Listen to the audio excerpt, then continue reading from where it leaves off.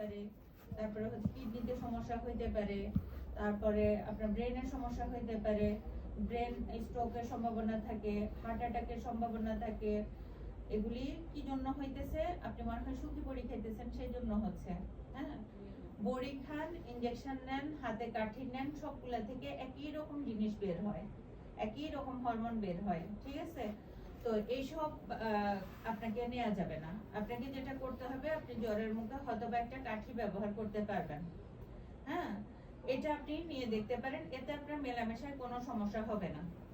কিন্তু আপনি যদি বড়ি খান, আপনার বড়িতে বড়ি আমরা কি করব, অপারগ হয়ে দেই, কিন্তু বড়ি কোনো ভালো জিনিস না, ইনজেকশন ভালো জিনিস না, হাতে কাঠি ভালো জিনিস না।